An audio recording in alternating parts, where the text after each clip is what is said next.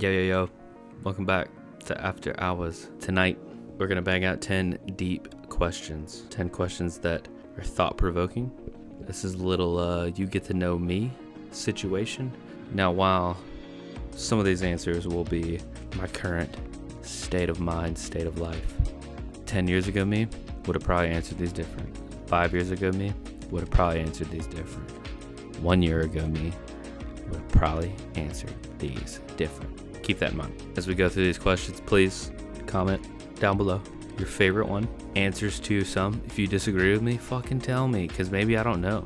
Maybe you got something that puts me on one that 5 years from me now looks back and is like, dude, you're stupid. That's the vibe of this, okay? We're going deep questions. First question, started out hot. Number 1, is suffering an important part of being a human being? Whoa. My initial thoughts on this are, for sure, suffering is an important part of being a human being. Suffering or any situation is relevant to you.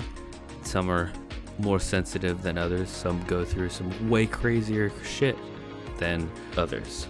But each situation is perceived differently by the brain. So suffering is important, and that's relative to the person.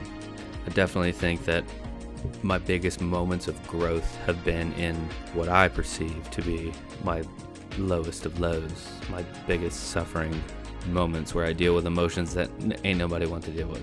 Guilt, shame, both of those are huge for, all right, why do I feel this way? What can I do to better myself to not feel that way?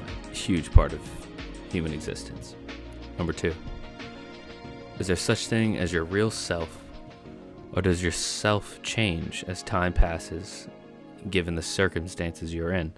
Just hammer this. Yes, I think your self changes as time passes and given the circumstances you're in. There's no real self in this question.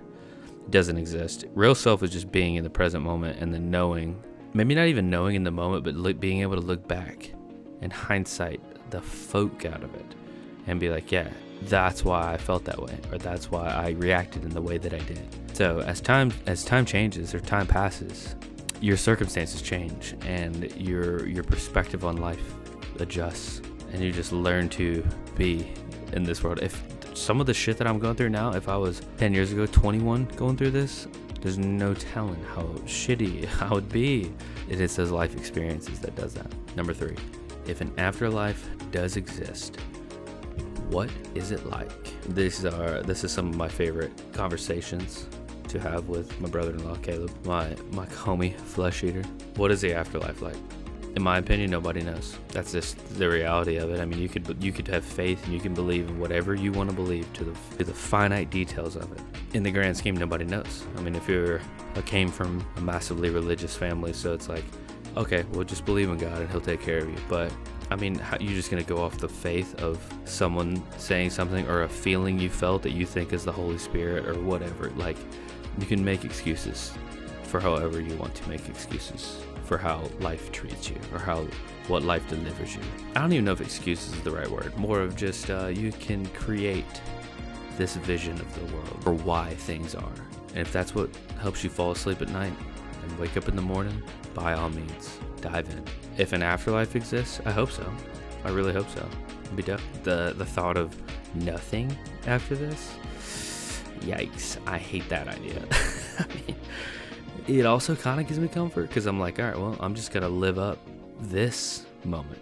And maybe that's a lot of the reasons why I grasp onto moments and situations pretty hard. It's because I'm like, well, it's the last time I'll ever be this point in my life feeling this way, doing this thing. That can definitely have a fault. I hope an afterlife exists. Number 4, when does a child stop being innocent and start being responsible?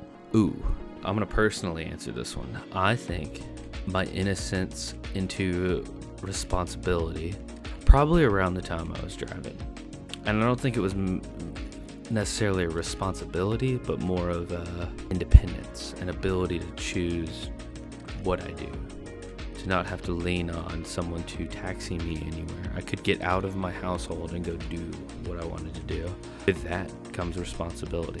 I think that was a big one for me. That's how it was growing up. I mean, as soon as I could drive and go places, like I was places all of the time. Couldn't help myself, couldn't stop myself. All right, number 5, which is scarier thought? That the human race is most advanced form of life in the universe, or that we are merely amoeba compared to other life forms? The scariest thought? Human race is the most advanced form of life. Oh, the other one's scary too, dude. The other one's scary as shit, because it's like, all right, if there's another race or some other being that's even, if we're amoeba compared to the level of intelligence, then there's no telling what they're doing. But I don't like the idea of us being like the peak. I love the idea of just this massive universe and beings and different shit changing all the time. Something that blows your mind, that you're like, how, what, how? I like that. If you fear death, why? I'm gonna answer first on my thoughts on death. I don't fear death. Obviously, it's like a suffering type death would be, that's a scary thought, but I'm not afraid of it. I like to think that I'm doing everything I can now to be present in my moments, that if death comes, then sup dude, what's next? I don't know if I'll feel that way in the moment. It's gonna be scary as shit. And honestly, I've thought about this in the last few months, like when let's say I live to be old, 60, 70, 80, whatever. I can't imagine what my thought process will be then of like, oh wow, I lived all these years, and like in this amount of years, like that could be it. Like that's a whole different type of mindset. So I think I would fear death more at an older age. 2 more. How do we know that we're not living in a computer simulation? You don't.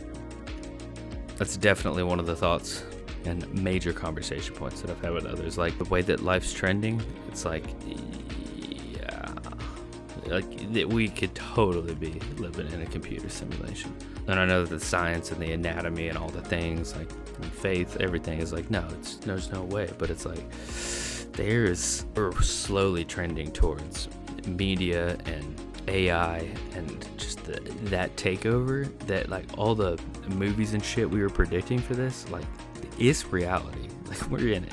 You know, last one, how should we measure our lives in years, in moments, in accomplishments, or something else? I can see a lot of ways here.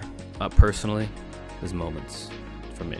I get accomplishments, because if you die and no one remembers you, what's the point? But also, who gives a fuck what people think? And the moments that you have that impact those that you're directly related with are more valuable than what you did to impress someone that you'd never even met before. To me, that's life. Life is about the moments. We banged one out. Deep thoughts, deep questions, deep answers.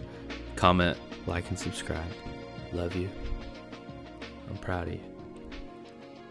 Peace.